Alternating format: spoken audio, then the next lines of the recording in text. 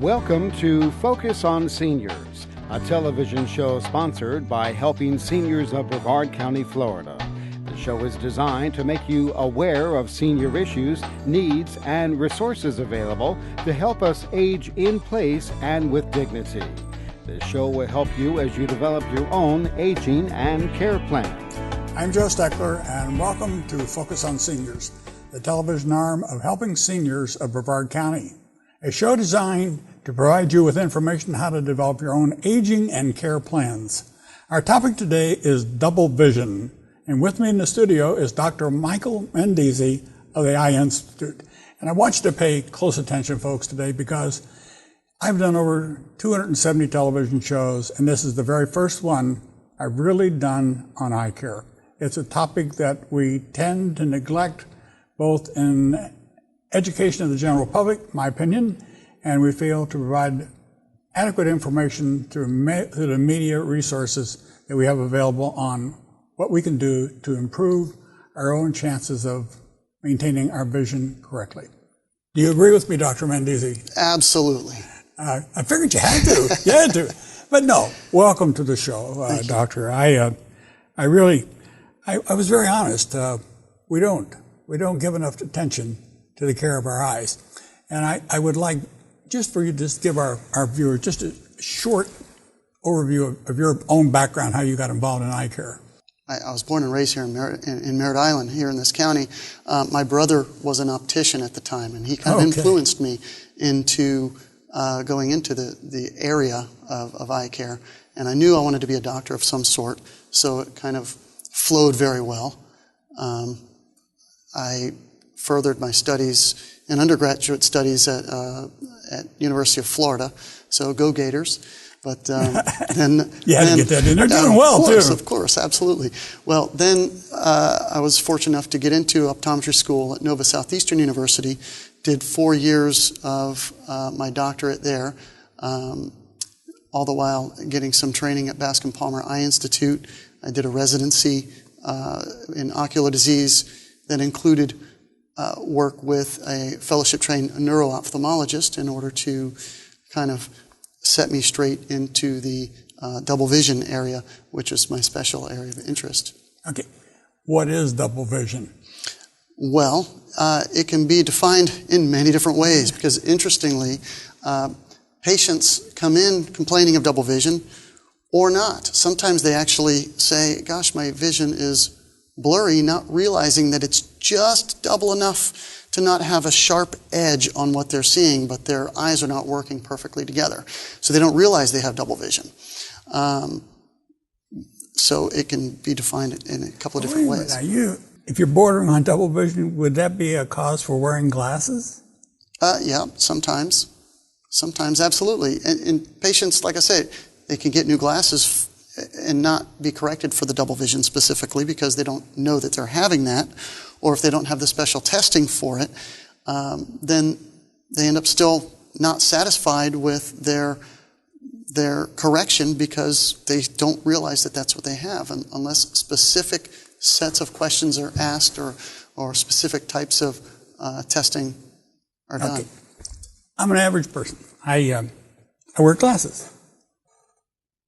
But I started wearing glasses because I couldn't read well. Mm-hmm. And I had the half glasses. And I was sitting on my nose all the time. My wife didn't like those.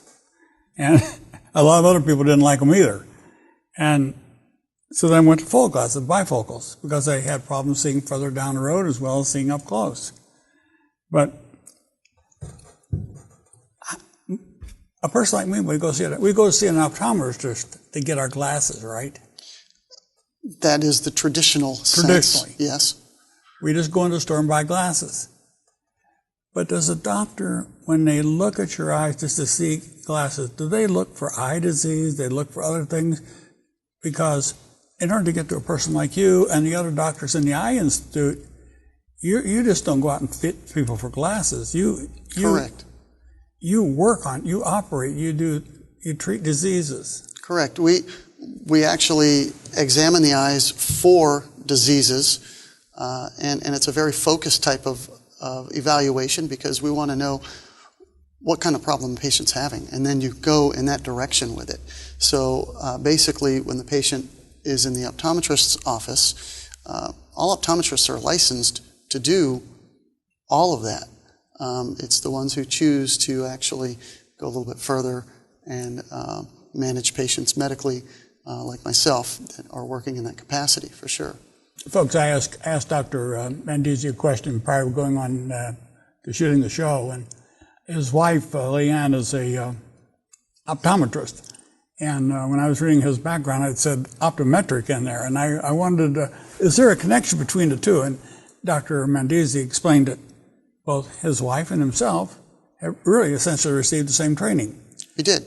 But you've gone into the treatment of the disease part, where Leanne does more of helping people see. Actually, she diagnoses and treats disease also. She has a comprehensive set of equipment, very latest and greatest in technology. She has laser scanning. She's got a visual evoked potential, a visual field machine. She has all kinds of different things in her office too. So she's also a residency trained optometrist, or optometric physician. These are interchangeable terms.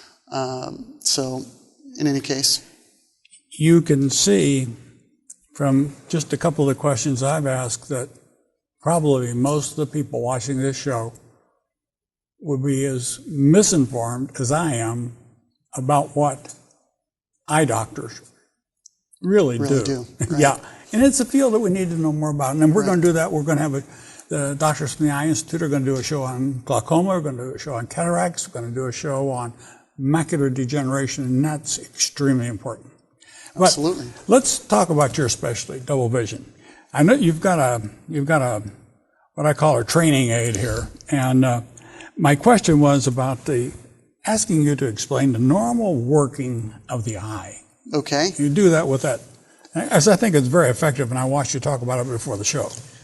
Well, in order for the eye to see, light has to enter the cornea, which is the front clear window of the eye, goes through the cornea and actually through the lens. The lens is where you get your cataract. And it ends up trying to be focused on the retina. It goes from the retina to the optic nerve and then travels to the back of the brain.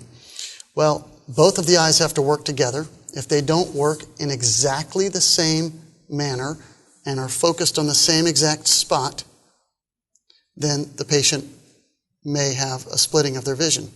All right? What that means is, and you can see these little red things on the outside of my model, these are the muscles that are on the outside of the eye that turn the eye. So basically one of them has to pull, the other one has to relax out in order for the eye to turn. So that's one way you can get double vision. The other way you can get double vision is if you have a problem with the cornea, or if you have a problem with the lens on the inside. Cataracts can cause double vision also. So if a patient comes in and states that they have double vision, that's not good enough to give me a direction to go in with the examination. Because I need to know, are they seeing double vision out of one eye? Meaning, I ask them, have you covered one eye to see if you still have double vision with one eye open, or is it with both eyes together? Because that helps to distinguish, is it a muscle or a neurological problem, or is it a medium opacity problem, meaning if it's on the cornea or on the lens, when light hits that opacity, light tends to bend around opacities, which would cause the patient to have more than one image in that one eye. So are you talking about, before we went on the show, you mentioned something about the brain. Right. And explain to our viewers what you were talking with the crew here in the studio about the part the brain plays on what you're seeing there, because I thought that was very interesting. Okay, what I was referring to was, you're not born seeing 20/20. Your brain has to learn to see 20/20. So when you're born, you basically can see shapes. You have decent vision. You can recognize your mother, and that's really what you're supposed to do. Over the next 6 months, though, your brain develops, and it also helps to develop the different centers in the brain to make the eyes work together. So a lazy eye is basically an eye that does not develop properly. Either it's turned and the brain shuts it off because it's turned, okay, because the brain doesn't like to see double, or if the eye is just too blurry, the brain will shut it off also. So that eye will, it's not the eyeball that doesn't develop, it's the brain part that is stimulated by the eye that doesn't develop. So if one of the parts of the brain that doesn't develop goes with one eye, then you don't develop 3D vision or binocular vision. So it's all a developmental issue when you're first born and going from there. In addition to that, similar stuff happens after a stroke. You know, if your brain is damaged on a stroke, you can lose function of one or both eyes in different manners. Well, you know, just like you can develop and learn to see at your first part of life, you can rehabilitate the brain in the same vein in order to get some of that function back. Okay, bring your model back now. Yes. I have a question. I'm going to test our doctor's knowledge here. All right, take that thing off the side because I want to talk about the when the light goes through here. And okay, the light comes through. I have cataracts. Yes. But I have a condition that they were worried about taking the cataracts off with a laser such that it would wash off the retina or the part of my cornea. What is that called? Are you talking about the cornea issue? Yeah. Okay. Well, what they're worried about is if they do take my cataracts off, there's a great chance that more of the coating of the back of the eye will wash off. Okay. I think you're referring to the back of the cornea, right? Back of the cornea, yes. When we go in and do a surgical procedure to remove the cataract, a particular amount of energy is delivered inside the eye. Right. That energy is converted to heat inside the eye. So you want to use as little bit of energy as possible to break up that lens. And when you break it up, it becomes a liquid lens. Then you vacuum out the liquid lens, right? Well, the process that you're breaking it up is called phacoemulsification. All right, that's done with ultrasound. The deal is, if you use too much energy, or if you have to use a ton of energy because the cataract's really thick, then you can actually damage the inside layer of the cornea, which really acts as a pump. All of the cells in the inside layer pump fluid out of the cornea. So there's a delicate balance of fluid in the cornea. If you can't pump fluid out, then the cornea will swell and become cloudy itself, thereby needing a partial corneal transplant called DSEC. That's what Dr. Shoemake and Dr. Palmer do. He's going to talk about that? He will talk about cataract surgery. He may get into some of that, especially if you ask him. He's very well versed. Because one of your doctors, Dr. Palmer, I had a little, like a cyst on my eye, and she took that off. And one of her specialties, I think, is cornea replacement. That is true. Dr. Palmer and Dr. Shoemake are both corneal specialists. So, when I can no longer read with that strong light focused on my book at night, then I'm going to have, but I'm almost at the point, folks, where I know that I have to do this. But I've asked several doctors, and most of them have advised me to wait as long as I can. But I'm beginning to think now that sometimes it might be smarter to go ahead and do things if you have the right kind of doctor that knows what they're doing. And I'll tell you, when Dr. Palmer, it's like she used an ice cream scoop to get that little, she just gave me a little, the only thing I felt was a little pinprick where she gave me the shot that did it, and the next thing I knew, she had that thing out there, and I was out of the chair. And it's amazing how easy that stuff is, isn't it? Well, for the patient. Yeah. Well, and that's what we hope to show with all the shows that we're going to do on glaucoma, macular degeneration, because we're not living in the Stone Age now. Mm-hmm. We've got technology has advanced along in care of the eyes, so there's so much more we can do now that we couldn't do before. Mm-hmm. And that's what's important. Okay, how do you treat double vision? What can you do? Well, once I've examined the patient and know what it's coming, where the double vision is really coming from. Yeah, I'm going to go ahead and put it away. Once I've examined the patient and I know where the double vision is coming from, whether or not it's a medium opacity from the cornea or a cataract, or if it's actually a muscle problem or a nerve that's causing the muscle problem, then you want to talk about getting rid of the actual cause of the issue first, okay? So if there's a brain tumor that caused the muscle to not work, or if it is a stroke, or if it's basically thyroid eye disease, or if a patient's a diabetic. So there's a whole host of different reasons for a patient to develop double vision where the two eyes don't see together. So first we need to find out why.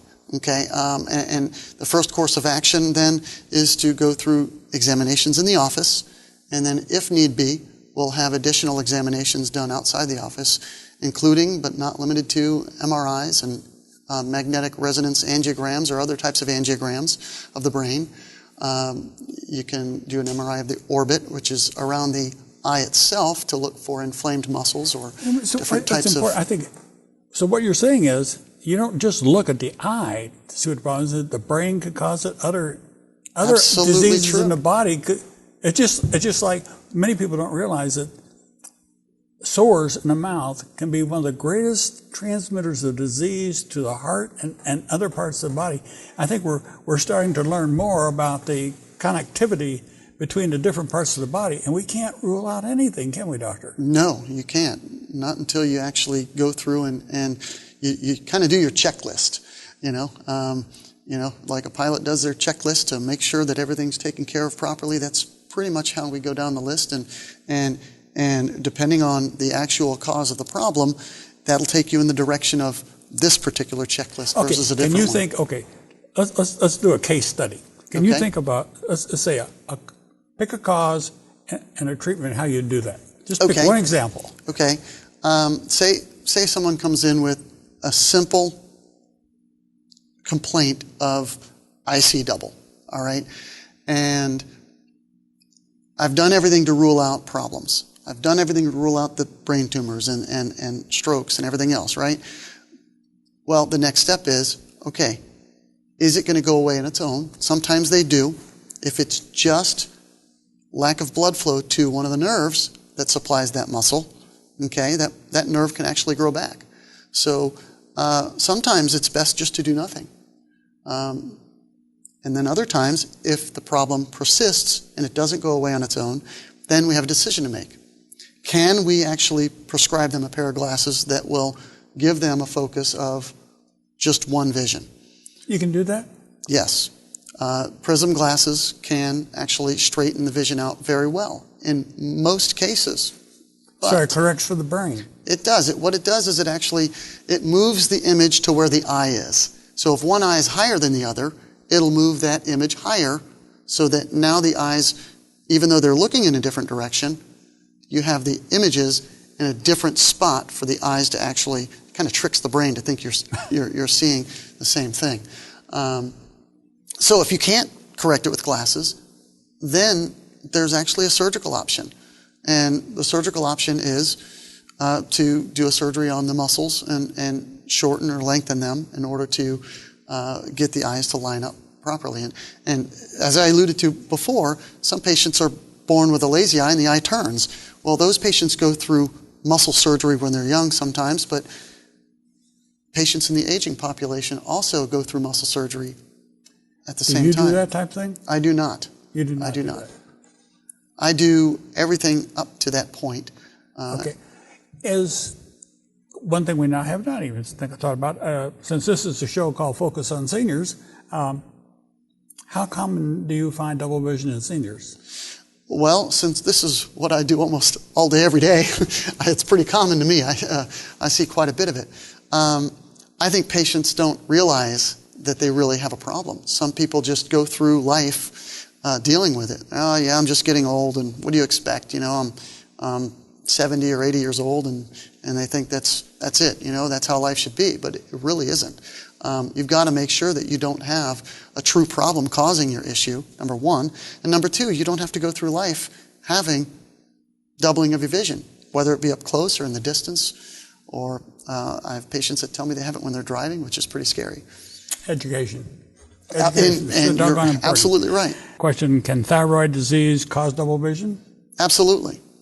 Thyroid disease, and it's interesting because someone can have had thyroid disease for many years with a very normal thyroid level and then end up with thyroid eye disease later in life, what thyroid eye disease is inflammation of the muscles and the orbit around the eye.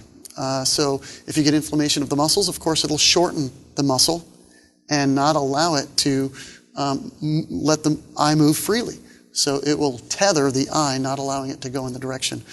Usually the bottom muscle of the eye, called the inferior rectus, is the most common one that's affected. When we talk about the optic nerve and we talk about dry eyes and how much does lubrication of the eyes have, or does that have an effect in causing double vision? Absolutely. If you have dryness to the point where it bothers you, okay, the likelihood is you've noticed that after reading for 5 or 10 minutes, the vision starts to get blurry because the dryness gets worse. You're not blinking as much when you read, or computer work similarly. So those dry spots on the cornea can deflect the light, which can make you have multiple images, sometimes 2 or 3 images. In one eye, though, and that's the differentiating factor, whether or not it's a corneal or an opacity problem versus a muscle or a neurological issue. Okay, now let's think about double vision for a second. We're inside a house, we move outside. Right. We got the direct sunlight. Mm-hmm. Why is it that we see better in the sunlight than we do in a house? Well, Focus? There's a lot to do with the natural light source. Okay. Because you've got all of the colors of the spectrum that are illuminating what you're looking at. You get better contrast when that happens. Okay. When you eliminate some of those colors in the spectrum from fluorescent lighting, or even now that some of these LED lights don't give you all of the different colors, you end up getting a different contrast and thereby not allowing yourself to see quite as well. I mentioned it before, but I asked about, in the case of temporary double vision, how do you treat that? Well, you made a comment about... In the testing that I do, a lot of times I can tell whether or not it's likely temporary and going to get better on its own, or if it's been there for a long time and not going to change. In very rare instance will I actually prescribe something on the first visit with a patient for that reason, because I want to make sure that it's not something that's changing over time. If it changes after I prescribe you glasses, boy, you're going to be angry with me that I prescribed you glasses and now you've got to get them changed a month later. So, it's kind of in your best interest. If you've got double vision and I prescribe you glasses, then we will actually wait. That'll be probably a month after I see you for the first time, or until it stops changing, basically. How common is the use of medications in treating these eye diseases, and are there, sort of a double question. That's what they ask presidents. They like to ask them double questions, see if they forget part of it. I might give it. But are there medications that we use to treat other diseases in the body that are effective in treating eye disease, or are there special medicines for eyes, or a combination of both? Well, I think what you're asking, are there medications that can bring on the symptoms of double vision or dryness and other types of eye problems? Yeah. And absolutely. Basically, it comes to mind that medications that cause fatigue can bring double vision out. Medications that are